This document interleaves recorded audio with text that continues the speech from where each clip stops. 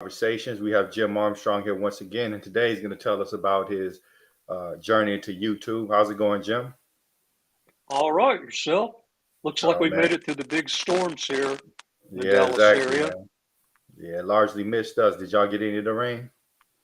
No, not much at all. I think the really bad stuff was well south of us.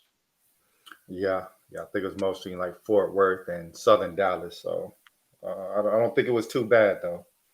hmm But yeah, man. So yeah, it seems like your YouTube channel's been blowing up lately. You mind letting the audience know what your Well, I YouTube don't know channel? about blowing up, but it has been growing. I've been very grateful for that. I know, a lot of people have heard things about YouTube. I think there's this, thought bubble or perception that, YouTube is just some magic wand, and if I wave my wand correctly, well, just all this money is going to start flowing in. And I kind of liken it to Las Vegas. You go to Vegas, oh yeah, you can win a lot of money. But the truth is, I think a lot of us know something about probability and law of large numbers and so forth. And the ancient wisdom is that Vegas was not built on winners, it was built on losers. So I don't want to discourage people, but at the same time, I think it's good to set expectations and try to learn from other people's experiences before you kind of catch the YouTube bug and spend a lot of time, maybe even some money, doing something that 6 months to a year later you kind of regret. So maybe we should start. I should share my story because my story kind of is how not to do it and then come back and figure out how to do it. So, what I'd like to do is help people avoid that first phase that I went through of just doing something for, what sounded like a good idea, but it was all wrong. And then sometime later, I had to come back and refigure it. So, how did I get started in all this? Well, as you know, I'm retired. I have kind of this action Jackson side to my personality. In the past, I worked in private security. I was a bodyguard in Texas for a while. I've got a long history in supporting law enforcement. I love the outdoors. For several years now, I've been doing search and rescue as a private contractor, and I specialize in wilderness night operations. So I'm, one of those people who will go out at night when most other teams shut down. And I generally don't do urban search. I mean, I only go out in, you know, wilderness areas and hang out with the wild animals. So I kind of had this idea when I moved into that kind of away from being in applied math and development and all that stuff that I wanted to be an action videographer. I love videography. I love action. I like going out and being the guy who can spend hours and go miles out just to get that 10 seconds of unique B-roll footage or shoot behind the scenes or something like that. So I had this weird idea. Wouldn't it be cool if all the production companies out there were looking for somebody with that skill set that they could come to me and do it? And that way I could leverage a lot of my outdoor and search and rescue skills and so forth, and do something that I really enjoy. So I don't know if you ever saw the television show Dual Survivor. It's basically about taking people with different survival backgrounds. One person has uh, primitive skills, bushcraft. The other maybe more modern, very gear-oriented, military type of background. You stick the two of them in a survival situation and see how those two styles either clash or work together. That's where the drama of the series came in. Well, the first two guys on that series were Cody Lundeen and Dave Canterbury. Cody had a reputation as just an outstanding primitive survivalist. I think he may still live in Arizona. This is a guy who can start fire in almost any environment imaginable. Sometimes I think all he has to do is just look at the wood pile and go, make fire. And it, anyway, Dave, I think, had more of a military background. And so, how did they find him? I mean, of all the people out there that might work for that show, how did they find Dave Canterbury? Now, what I read, I'm giving this to you now secondhand. What I read was he had a number of survival videos out on his YouTube channel. And I think if you go to YouTube and search for Dave Canterbury, a lot of those videos may still be there. So it's really interesting. The guy has expertise. It's right there in front of you in the video. I'm presuming that the show producers had some survival expert with them that, could rate people in terms of their skills. But it also did something incredibly interesting. You're watching a video of the guy. He just did a screen test. In fact, he did multiple screen tests. It's right there on the video. So supposedly that's how he was discovered and eventually made his way to the show. So I thought, wouldn't it be cool if I could be like Dave and have some videos out there and people could come to my website, L5 Imaging, and click through the videos and just, see me out in a wilderness type environment, maybe some stuff during the day, some stuff during the night. And that's how I could be discovered. Well, I already had a Vimeo channel. If you do video work, Vimeo is supposedly the place to be. But my account had some video size limitations. And the very first video that I filmed, the one that I thought was going to put me on the map, too big for Vimeo. But YouTube would take it. So I started a YouTube channel. Now, when you start something, you should have some sort of objective in mind. Well, that was my original objective, and it was my only objective.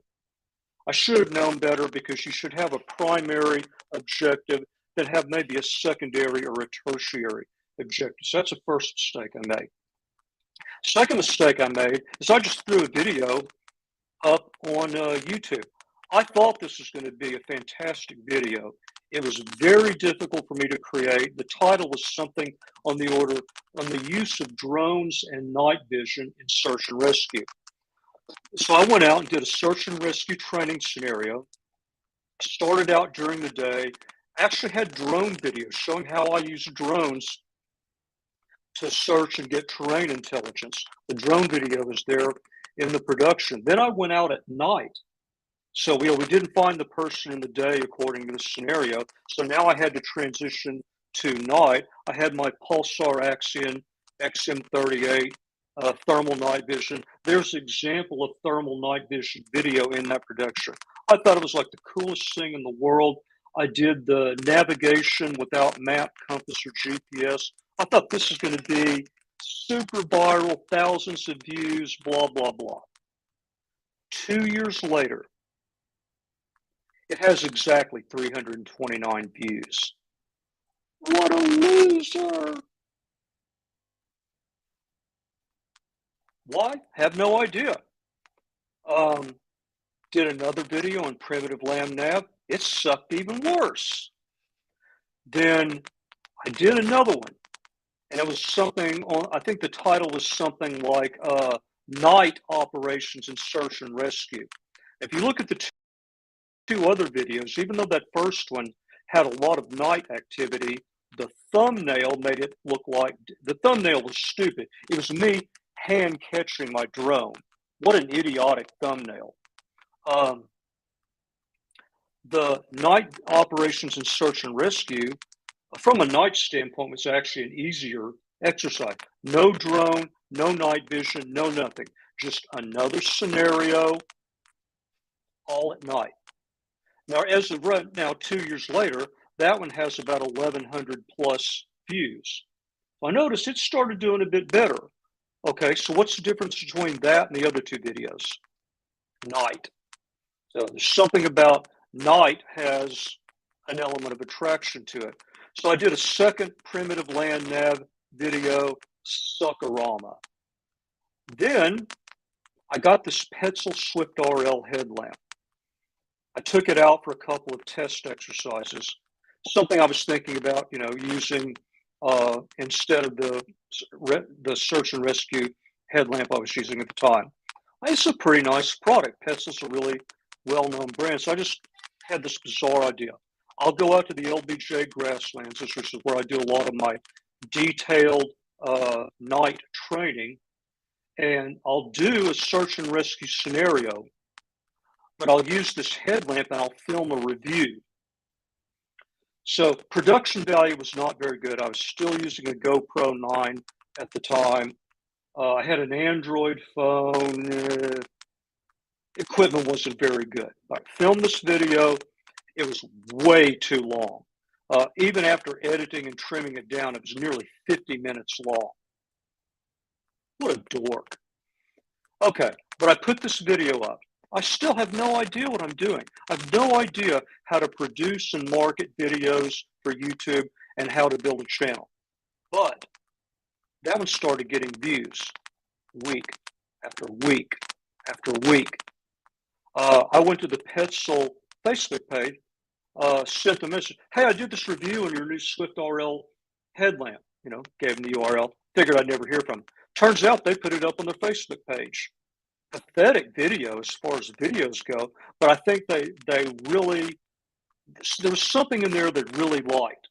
And so it just kept getting, okay, so now it's not just night. It's not a product review because there's a gazillion people out there who do flashlight and headlamp lighting system reviews. What's different about that video, but similar to the night operations and search and rescue, that's different from the other videos? I'm doing a product review. It's not exclusively about search and rescue, but I'm doing it from a search and rescue perspective. I'm actually bringing people into the world of wilderness search and rescue with all of the associated risks. I guarantee you, if I lose it out there, I'm going to be hog food. No one's coming after me, for sure. But I can bring you into that environment and you're just sitting back, relaxing, drinking on your coffee or your cold one or whatever, and enjoying the show. Okay, product reviews at night, use them exactly the way that they would be used if this was a real scenario and not a training scenario. I think I'm on to something. Okay. So sometime after that, I got a Phoenix TK16V2. Now at this point, I am only purchasing and reviewing products that I personally intend to possibly use in search and rescue operations. I'm buying the product myself, but I'm only reviewing things that I legitimately think are contenders to ultimately make it into one of my SAR loadouts. Now, at this point, we're into like March of 2021. I started in December of 2020. By the way, I'll skip ahead. Rule number one of YouTube is if you think you needed to start today, you really needed to start a year ago. I'll get into that later. So in any event, I went out. It was March, time changed. I didn't have as much darkness, because it takes me an hour and a half to drive out there. Then you have to gear up, set up, go through your op, then come back, gear down, drive back. So I was only out for about 2 hours. This is a much shorter video, 20 minutes or so, but it's the TK16V2, a relatively new product at the time. Whoa, I still have no idea what I'm doing about putting videos on YouTube. Production value was not that great. I was still filming with the GoPro 9. That one got like 1,000 views a month after month after month, almost no promotion whatsoever.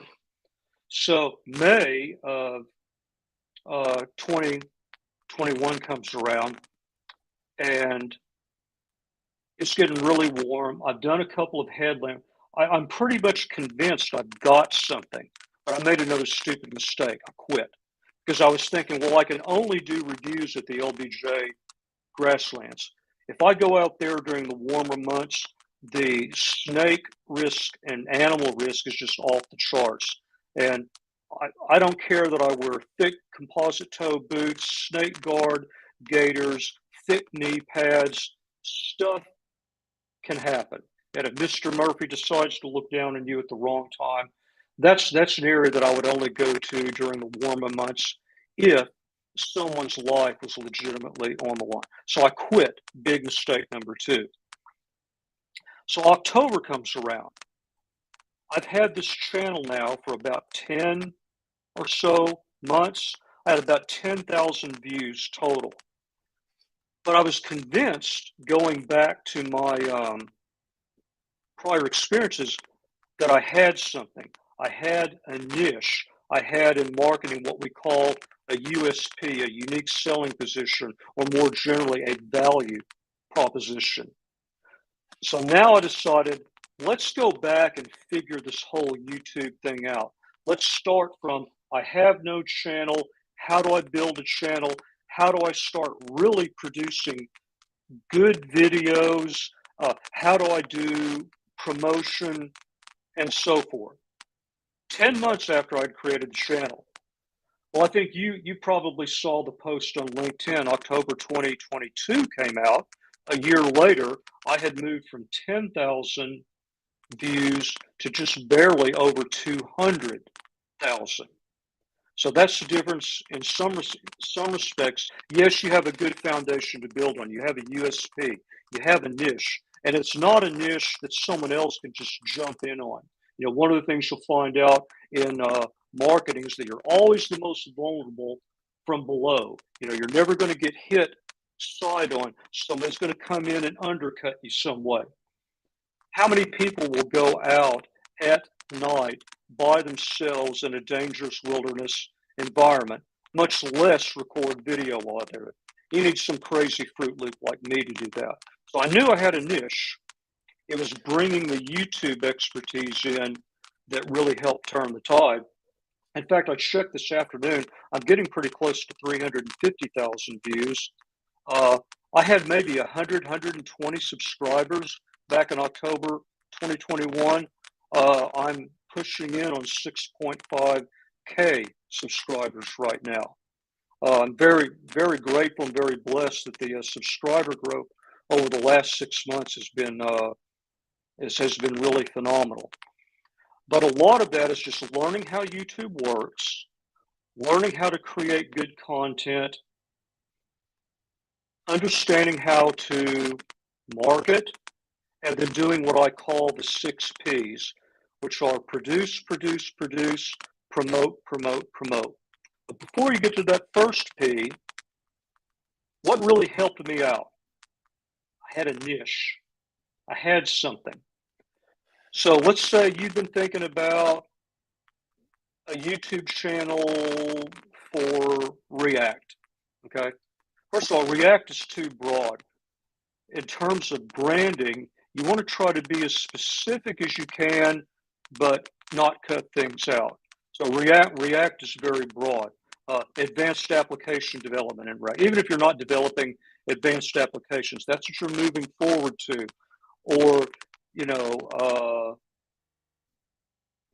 under the hood in React. How does React really work under the hood? You know, like when I first got into Angular, I'm one of those guys who, yeah, let me go through and look through the framework code. You know, remember, good developers code, great developers steal. So I went looking in the Angular code base. You know, what can I get out of here? What can I learn? You know, what can I leverage? Blah blah blah. So there are lots of things that you can do that are better than just React in terms of building a brand and then working on your value proposition. So you decided you want to get on YouTube. Have your primary objective. What's your primary objective? Well, it could be anything. It could be, I want to build my brand as a React developer. Okay, well, what's your secondary objective? You know, I might want to get some freelance business on the side. You know, tech doesn't seem all that stable right now. Might be able to be good to make a little scratch on the side, build up a little clientele, get a little something going on the side. Okay, that's objective number two. Well, what's number three? I'd like to make money off of YouTube.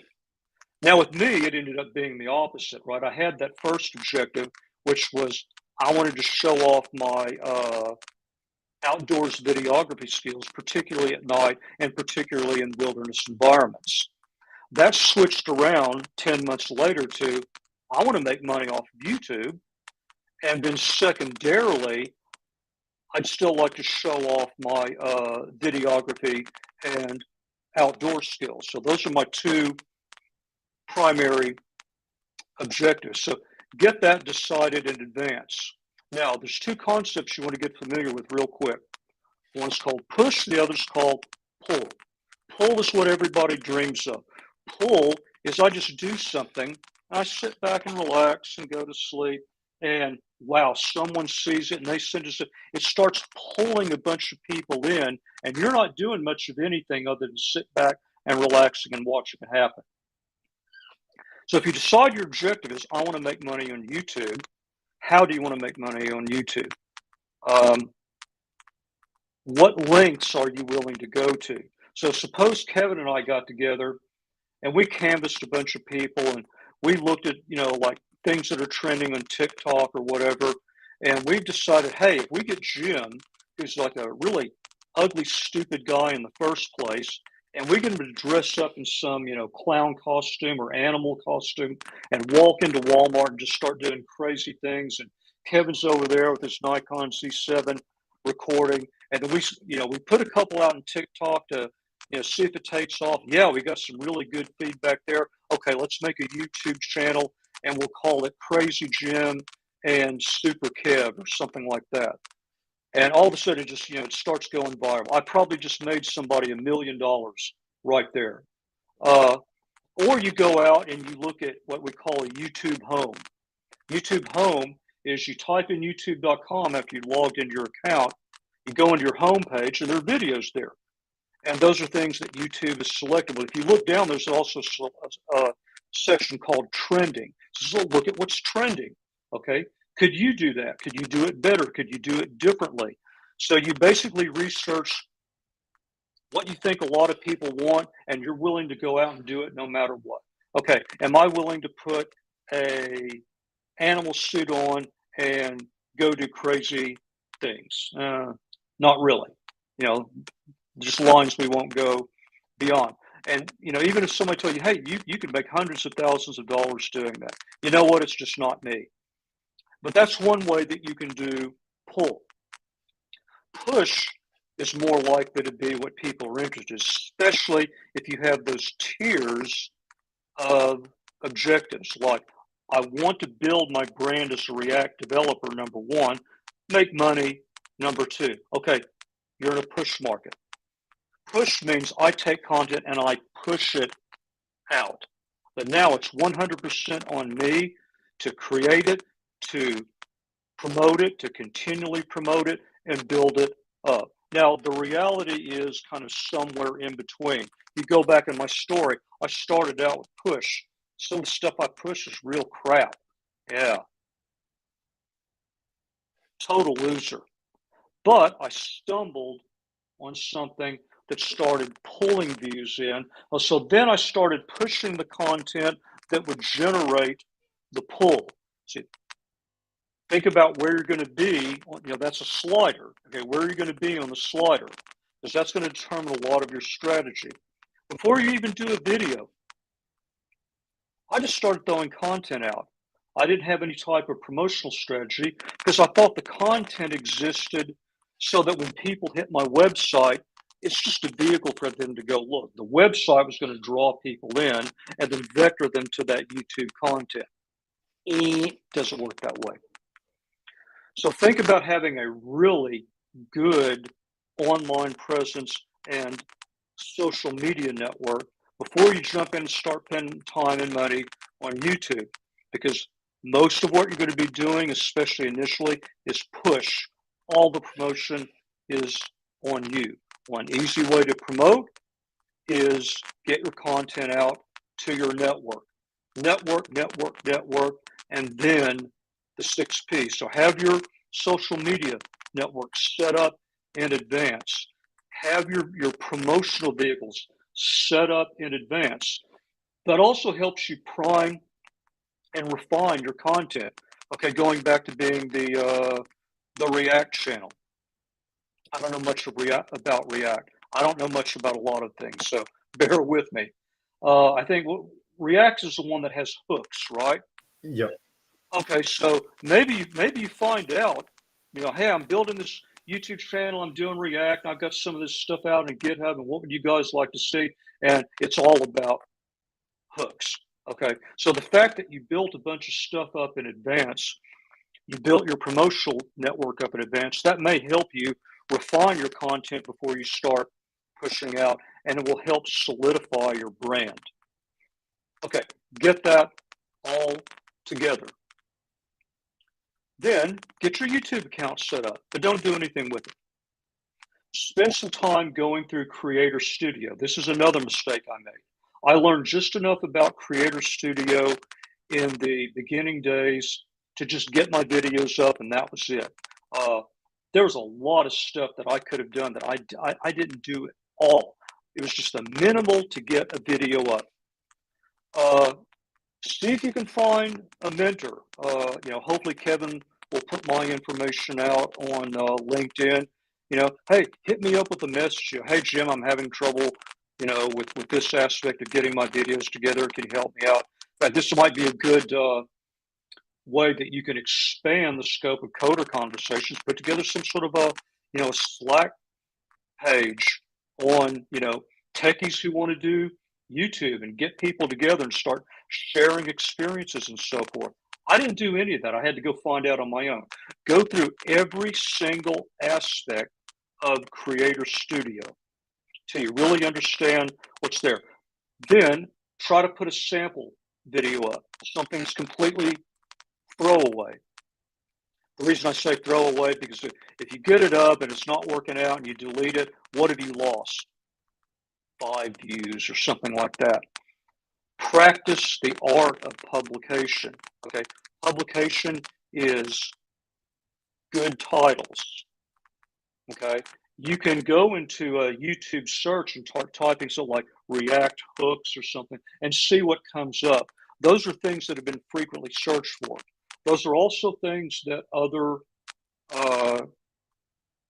producers kind of have a corner on. So some of the traditional wisdom is try to be a little different than that to get your niche. But at the same time, you also have to keep it simple. Like I search for videos on YouTube as well. Do you think I type in Phoenix PDR 25 or 800 lumen rechargeable flashlight review? No. People type in Phoenix PD25R review or Phoenix PD25R.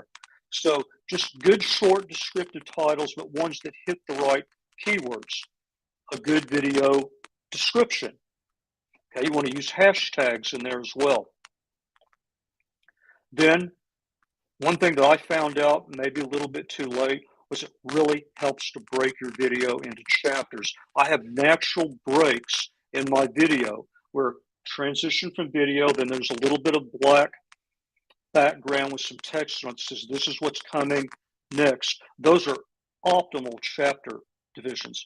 Chapters are important because like in Google search or in some browsers, it will put your video chapters right out there. And someone may not think that they're interested in your video, but they do a Google search and the chat, and then boy, one of the chapters just hits something that's ripped. Boom, they're going to click on that and YouTube's going to take them right to that chapter. Also, if they hit an area that they're not very interested, it's easy to use keyboard shortcuts to go to the next chapter. So you've made people's lives a lot easier. You've made it easier on yourself in terms of search. Then I used to ignore everything below the description. I would let YouTube say, here are 3 possible thumbnails. Pick one. Oh, that one. Boy, Jim is really stupid. Make custom thumbnails. 1270 by 700. You can make them in Canva. What I usually do is screenshot the video, take like a really good view of the flashlight, and then I'll get some, big text there, and try to dress it up a little. Don't go overboard because everybody else tries to go overboard.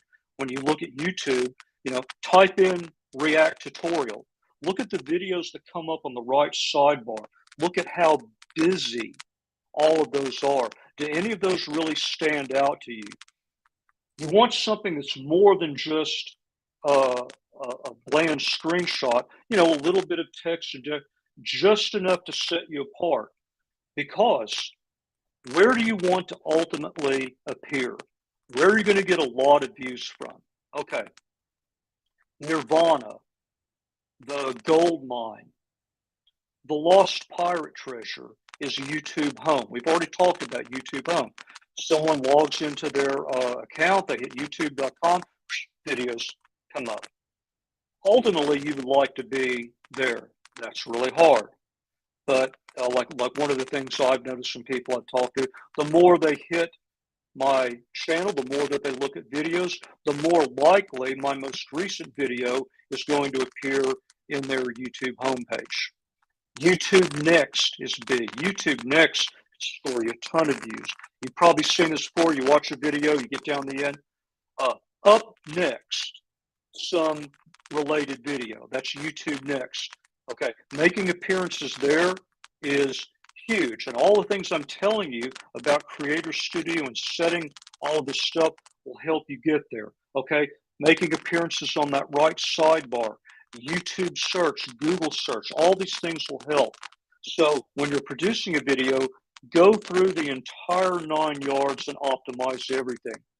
Even though that they say tags don't make a difference, make your tags the same as your hashtags in the description. Have your custom thumbnail.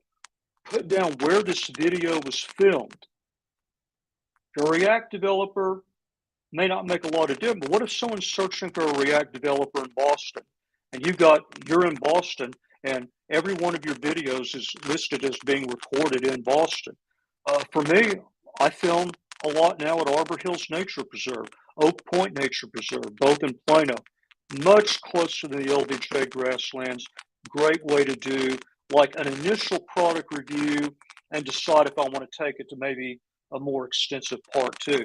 So people that are searching for things about the Arbor Hills Nature Preserve may get exposed to my videos. But just go all the way through every possible thing that you can fill out and really work on optimizing that and filling it out. Then as you go through the process, think about things like adding cards. Have an end, at the minimum, have an end screen. The end screen, you've probably seen these videos, you get down to the end and you see a little graphic in the bottom right that, you know, subscribe to this channel. And then over on maybe the left side, you see another video that you can go to from that channel. You get to pick that as a creator. So if you just did a video in some aspect of React and you have a good follow-on video, put that on your end screen. So it gives a person incentive to click through into the next video. So those are all things that you can optimize in Creator Studio. But don't stop there in terms of customization. Customize everything possible. There's a background graphic that you can customize. Make sure that that supports your brand. You know, if you're into React, there should be React visuals back there, you know, with maybe some React code that you've written or something like that. You should have maybe a tagline in there, like advanced application for React developers. Or maybe you've got some domain specific expertise you want to promote, you know, React applications for the medical industry or oil and gas or business and finance or whatever. Customize your bio. React developer in Boston, Massachusetts doesn't cut it. Think of it like Twitter. You have a certain number of characters to work with Twitter. Optimize every single character. You have a certain number of words in your bio. Say as much meaningful as you can with those words. That's your space. You have a website, link to your website, or link to your GitHub repo. And that's another thing you should probably do in your video description. If you're doing a React tutorial, you've created some code, put that out in your GitHub and put a link to the GitHub in the video description. Put it in a card at the end. hey, if you look up here, you'll be able to get this code, and leave me comments if you'd like to see additional examples, blah blah blah. And up there is a card that gets them to your GitHub. All of these things are available to you. Titles, tags, hashtags, custom thumbnail, video location, subtitles. Um, you're going to have to get yourself a studio anyway, especially if you're recording indoors and you're trying to create pretty high quality videos. I mean, about that. You're going to have camera, microphone, editing, finishing equipment, the whole 9 yards, but still put subtitles in. It's text. Text can be indexed. If there's an issue with the recording, I have to deal with this. I record in all sorts of environments, and I'm loaded up, 30, 40 pounds of gear. I can't carry a traditional camera, just too much. So I've been filming with iPhones, working with the iPhone 14 Pro Max.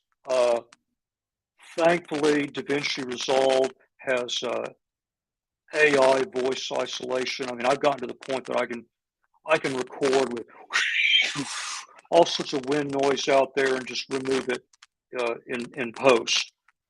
But subtitles can only help you, especially because it opens up the possibility of language translation, and it's good form to provide that for viewers who might want it. They may be playing back. Mobile is very popular. I think 63% of all videos viewed on YouTube right now are on mobile devices. If somebody's walking along in the mall or they're in their car, there's a lot of noise around. You may have a pristine recording. You're going to lose something when you upload it to YouTube. But if closed captions are available and they're in an environment where maybe they can't hear quite as good as they would otherwise, turn on closed captions. It's there. It can only help you, never hurt you. Put a splash screen in your video. You know about this, something just coder conversations, nice anime. And every time they see a video, you're burning that brain with their eyes. Big mistake I made at the beginning is I would start out with a black screen that says, this is where the video is recorded, date and time, what it's about, blah, blah, blah. Get right into the review. Now I've got a little, 8-10 second splash screen, but I get to put things like search and rescue up there. And so again, I'm building the brand for new people who've never come in. They may see one of my videos for the first time. They don't know what to expect. They just click through because they saw this real cool looking thumbnail and they think it's a typical video. All right. Here's the new Lumen Top EDC 15. It comes in this box, and let me open the box. Oh, grumble, grumble. I can't rip it open. And oh, yes, now here's what the light looks like. A lot of people do unboxing videos. I don't do unboxing. I don't sit here and talk about all the intricate electronic tech. I'll go through maybe a few of the features, observations I've made initially about the product in initial testing, and then I get right to beam shots, beam shots, beam shots out in the field exactly the way you'd use it. That's my style. So your splash screen is a chance to promote that. Think about playlists. There's a lot of different aspects about React.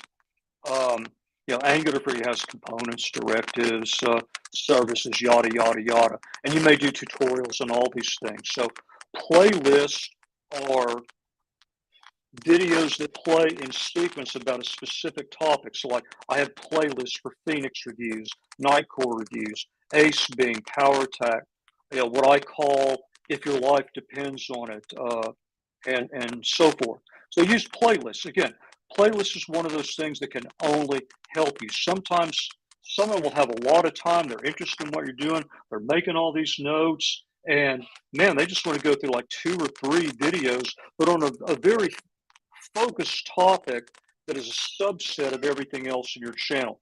Playlists allow you to do that. YouTube next likes playlists. That's another good thing that will help you.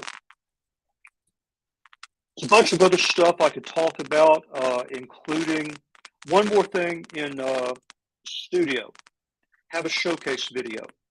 This is one of the things. I think you go way down to the customize menu selection. You know, you've done your bio and all of that, blah, blah, blah. Okay. There's a video that will be up at the top of your channel. Below that, you'll have, you know, like shorts, videos, playlists, community, about. That's another thing. Look at YouTube community. I've done a little work with that.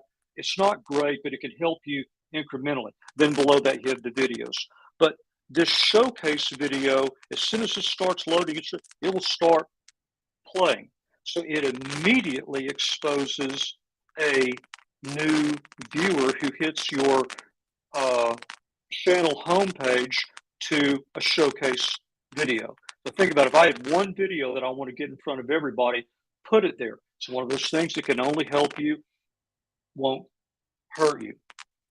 So we can go into promotion next if you like, but we've been doing this like 45 minutes. As far as just setting up and getting into YouTube and you know, doing the filming and editing, do you have any questions? You have anything you want me to cover before we talk about promo? I think we can move on to promotions. All right. One of the 3 of the 6 P's: promote, promote, promote. Okay, I've already told you. Have your social media channels built up, primed, and ready to go before you even start producing. That's number 1. Look for any opportunity in answering questions. Like I spend a lot of time on Facebook. I'm in a member of, you know, like the PowerTac users Facebook page, the Phoenix USA users page, blah, blah, blah. A lot of times you can answer a question or make a comment and put a link to one of your videos. The other thing that's helped me out enormously, and this is because my channel requires me to get out, do things in a public setting, especially in nature preserves. What am I exposed to in nature preserve besides animals? Other people who are interested in nature preserve. They're interested in the outdoors. If they're out there in the evening, it amazes me the number of people that walk around at night at Arbor Hills. Whenever I go out, I use it as a training opportunity. I've got full loadout on, you know, my bump helmet with my full-on headlamp, left shoulder light, you know, I've got the whole 9 yards. I mean, I'm literally ready to go out if called on and immediately help searching somebody if I'm out there. Well, you know, people see somebody in that getup and it just naturally invites conversation. And so I tell people what I'm doing. They're always interested. And so one of the things I found is I always have an old school URL card on me. I got this on Zazzle, YouTube channel business card. You can probably search for something similar. It's got my channel on the back. Thankfully, I'm in the YouTube partner program, so I get to choose a real simple handle. It's also got this QR code. So I started running into people. I talk and they're interested in what I'm doing. Well, you know, if you go to my website, L5 Imaging, and, you know, on the front page, you scroll down, there's a link to my YouTube channel. You think people can remember that when they get home? No, Jim is an idiot. Why is anybody even watching me? I got one of these. I can hand this out. It's simple. It's non-intrusive. They can either take it or not. It's got a QR code. Hit that with your phone. Boom, my channel is right there. You can come back to it later. Another thing you can do is get like a dot card. Dot cards are cool because I'm going to run out of these. The dot card just keeps working. You buy it once and you use it over and over and over. People are supposed to be able to hold their phone up to it or scan a QR code. And I mean, all of the information is there. Your name, your website, your YouTube channel, blah, blah, blah, immediately on their phone. Now, is that the thing that I want to carry around for people I meet in late evening and night outdoors? Probably not. They probably don't want to go to a complete stranger, pull their phone out and stick it up to, a card. So they'll take my URL card, the dot card, and maybe not. Perfect place for the dot card is like a conference. So as soon as you decide to do your React channel, you need to be where people are. Nothing beats FaceTime, even in this day and age of social media. Nothing beats getting one on one. Go to conferences, go to meetups, go to users group, anywhere there might be people who are possibly interested in what you offer. And it could be as simple as you'd like to go to Starbucks. So do a lot of other techies. Start a Oh yeah, man! I just started learning that. Well, I got a React YouTube channel. Don't know, lots of tutorials out there. Yeah, here, why don't you go check it out sometime? Pull out your dot card. You got gets his phone out. There you go. So those are some things that you can do. Have your elevator, have your value proposition in advance. I have a channel on React. Well, you and how many other people? I have a channel on React that goes into these specific aspects, and I have expertise in this domain. And I've been working with React since this time period. Like part of my value proposition with Angular way back in the day was I literally worked with Angular starting with the first public alpha. TypeScript, well, I came from a C++ background. Hey, there you go. That's all part of my elevator pitch. Have that ready to go. We've already talked about social media, but here's the reality. That's only going to take you so far. Sometimes you can tag team with other people. Maybe there's somebody that's doing React, but they have domain expertise. You're more of a general developer, but you have expertise in some of this under the hood stuff, hooks, more advanced aspects of the platform. Well, you two might be able to play off of one another and send each other traffic. But here's the reality: all of that stuff I told you only goes so far, and that's it. You're probably going to have to spend some money to build your brand and make money, which means you're probably going to have to go through paid advertisement. Make sure you work with someone who's a certified YouTube partner. In the past, I've used a company called Progvigate. And so what they do is you get your account, you load it up with some moolah, and you start adding videos to it. Well, it has to go through the YouTube review process. When it passes, since they're a YouTube partner, that will put your video up in that right sidebar. That's one of those Nirvana areas. It's not the gold mine. Maybe it's maybe it's the silver mine. That's a good place to be. This is why you have to have really good thumbnails, because you're up there, probably up close to the top because you paid for advertising. But how many other videos are up there? And you have a fraction of a second or a second to stand out and someone say, yeah, I want to click on that. But what I found is a great way to get not just organic views, but more importantly, organic subscribers. Subscribers is ultimately going to put you into the promised land, because that turns you from more of a push dynamic to a pull dynamic. Every time you pop a video out, you've got 500, 1,000 subscribers. They're going to get notified.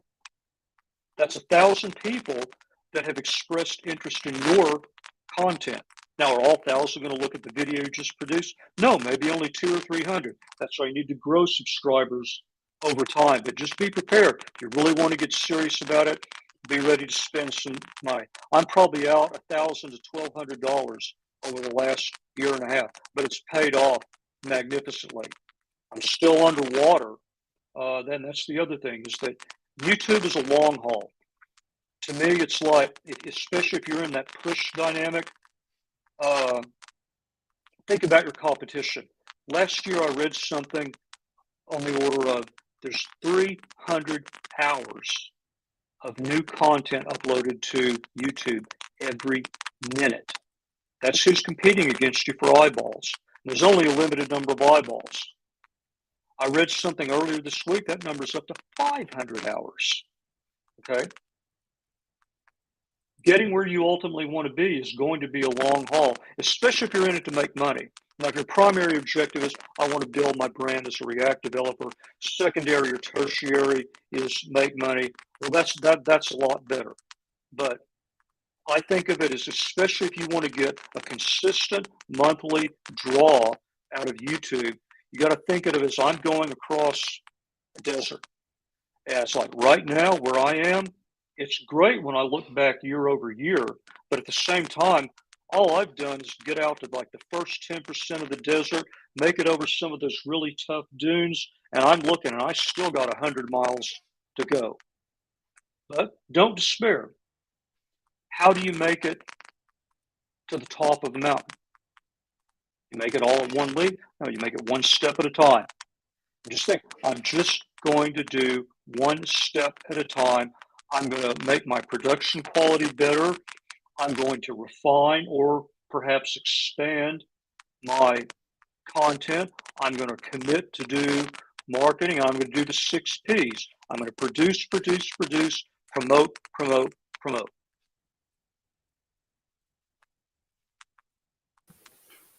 Yeah, man, that's a lot of great information. So like, what are some interesting stories that you had while after creating your channel? Did you meet anybody interesting? Did it open any? Probably, well, here are the two that I found the most interesting. I remember, I do search and rescue as a private contractor. I produced this video on the Nightcore P23i. I did 3 reviews of it. The final one was a wilderness search and rescue exercise. I did it in December, and it was an exercise in hitting shortcuts. I was out nearly 4 hours. The wind chill was down into single digits. I was out, in the grasslands. I mean, even though the animal activity is subdued, they're out there. I'm shining my light around. I'm seeing the eye shine in the trees. I know they're out there, man. And hogs like to get out, during the cold. If I lose it out there, like I said, I'm going to be hog food. It's a very difficult, very dangerous exercise. I did the entire exercise, including some areas I'd never been into at night. No map, no compass, no GPS navigation. To me, it was just an absolute showcase style. In fact, I need to put that in my showcase video slot pretty soon. One of the comments I got was, the guy said, if I'm busted up laying on the ground and I've got no hope or something like that, says, I want you to be the person who's searching for me. It's like, whoa, that like totally blew me away. I mean, just that one comment alone, if I never made a penny off of YouTube, it would be worth it for that one bit of user feedback. In terms of the cards, I've been handing those out at the Arbor Hill Nature Preserve now for a good year. Well, I never know if they're having any effect. Or people taking like, well, this guy is like uglier than the Predator, man. He looks like a really stupid motivator. Goes in the trash. Or people even looking at the channel. So last week I filmed a review. I got there a little bit early. We're dealing with this whole time change thing. And where I like to park, I'm kind of up on the top of the hill, and I like to shoot back into the setting sun for my intro. And I always do the intro by my truck. I was out a little bit early, but I said, well, I'll go ahead and shoot the intro. It's a little bright in the background, but I can take that down in post. I know how to do that in DaVinci Resolve. No big deal. So I finished my intro, but man, I got a good 45 minutes to an hour before I can even think about it. Even before I go to my staging location and do my final round of gear check. I did like 3 rounds of gear checks. So there's some rocks over to the side, really big rocks, about, 1.5 to 2 feet tall. I sat there walking. I'm enjoying the fact that it's a warm day in early spring. And so this person drove by, really scoping me out. And all of a sudden he says, yeah, man. And he kind of nods like that. Well, I wait. I don't know if this guy's a Fruit Loop or anything, so I'm going to be nice. And maybe he won't, maybe he'll just leave me alone.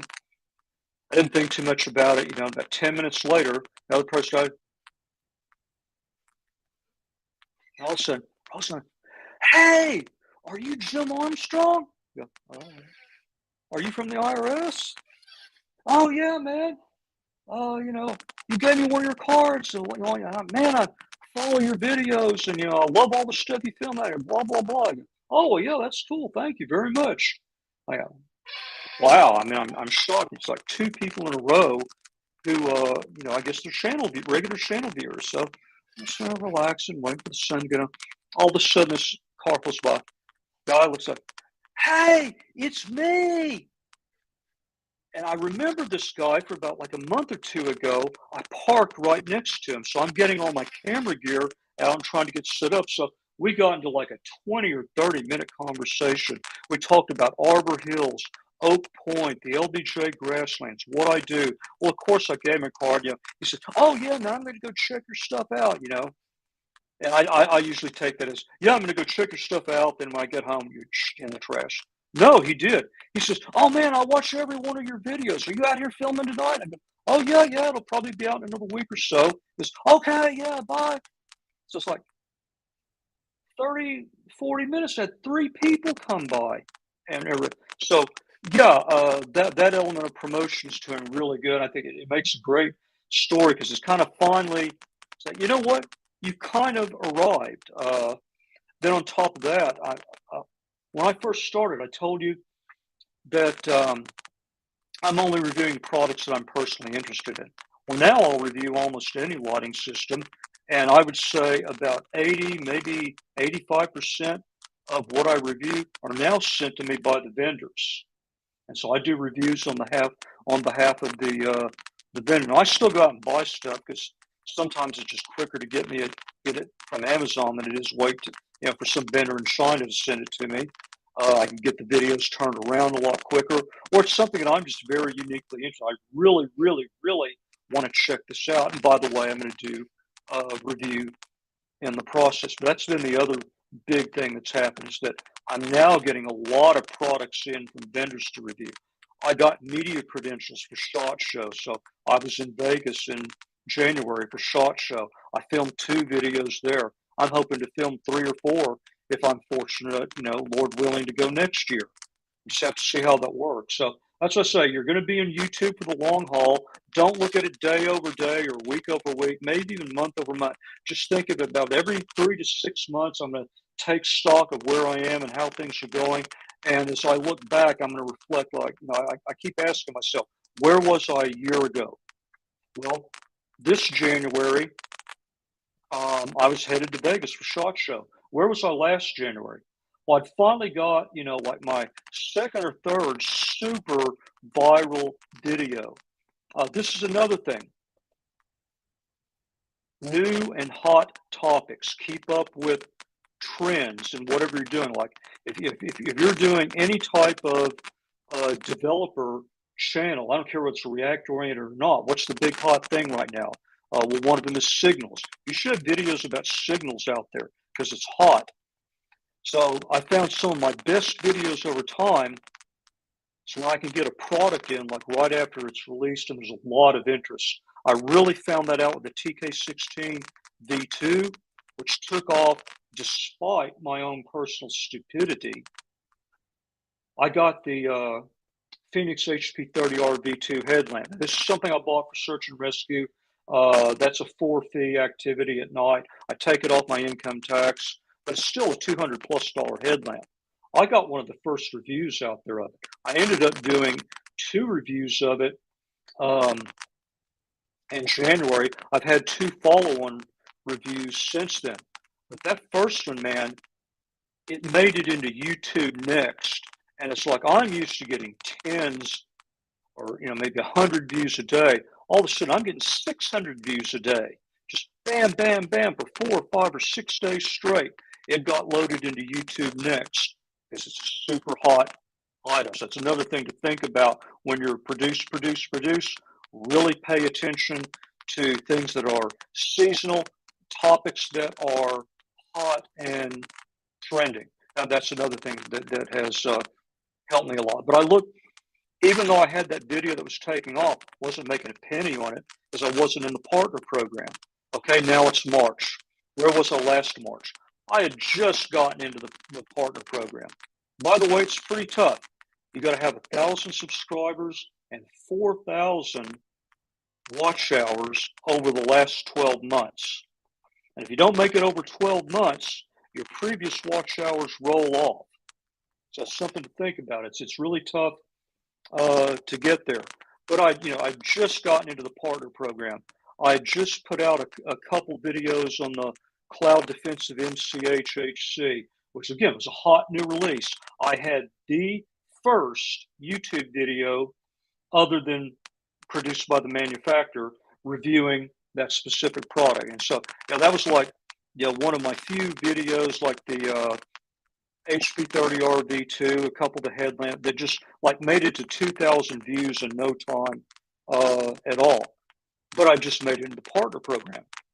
Well, now I roll around this year, all this cool stuff is happening, and I'm making, a little bit of monthly scratch with YouTube. I'm not breaking the bank. It's just paying for some gas money, maybe a little food here and there. I'm really trying to go back now and like optimize a lot of my travel and production costs. It's something I didn't think a lot of before. You and I talked about this before. Like when I go out to the LBJ grasslands during the winter, I still have a lot of dark hours.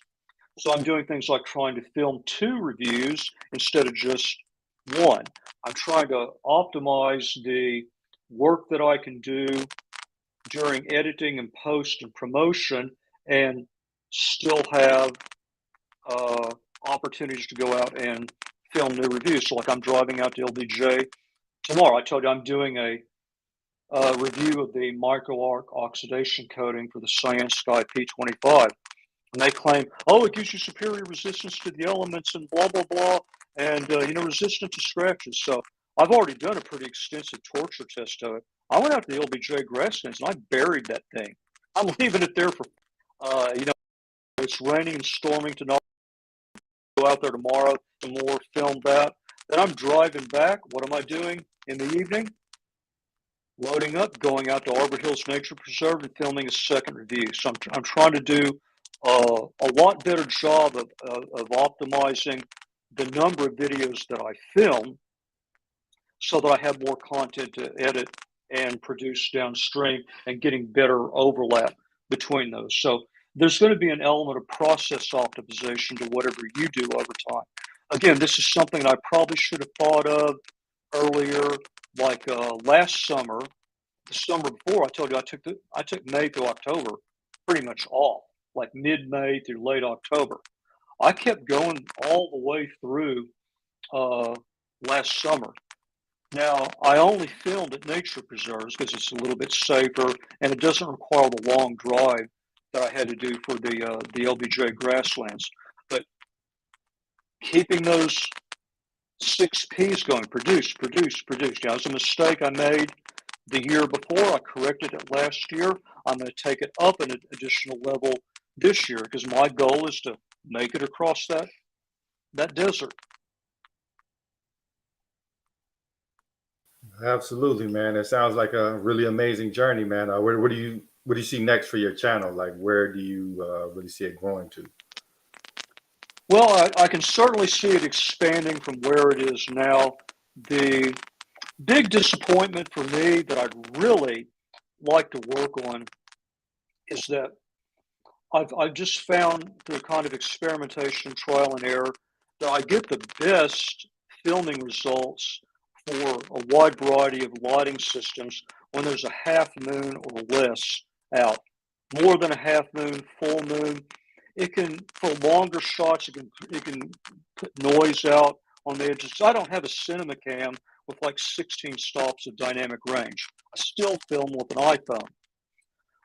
In other cases, if you're filming in a very low level of illumination, the extra moonlight and starlight can actually make the light look a little worse than it is. So half moon is about my limit. Half moon is about average. So that gives me about 15 days out of the month to film.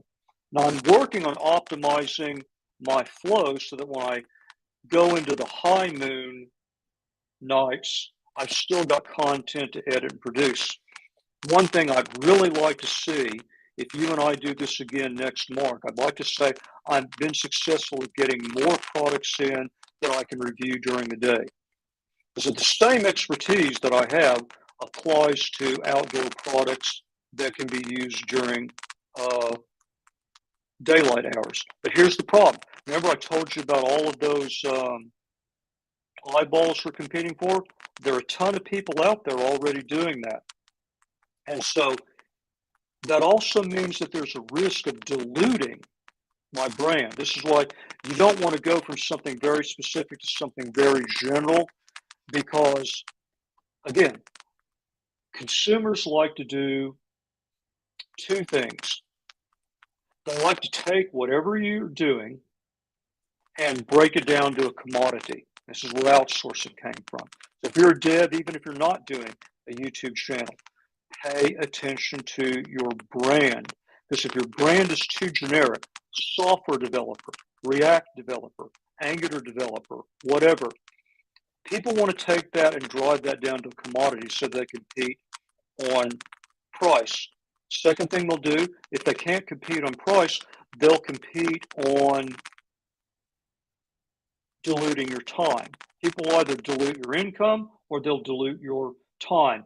Meaning, well, I'm willing to pay you this much, but now I want to get this much out of it. And oh, by the way, there's a company in India or Malaysia or whatever, and they promise that they can blah blah blah blah blah. So I risk diluting my brand somewhat, getting away from pure night operations. I'd like to get some sort of niche in the outdoor product space that I can do reviews during the day, because it just, if I have the time and I don't want to film something at night, now I've got something that I can review during the day. So it might be interesting to check back a year from now and see, well, was that a stupid idea? Did I dilute my brand? Or, did I turn out and find out some little niche of product categories that I can review and film during daylight hours? We'll just have to see how that goes. You ever thought about like starting a separate channel for that kind of stuff, like more experimental Well, if you videos? start a separate channel, you're starting all over again from scratch.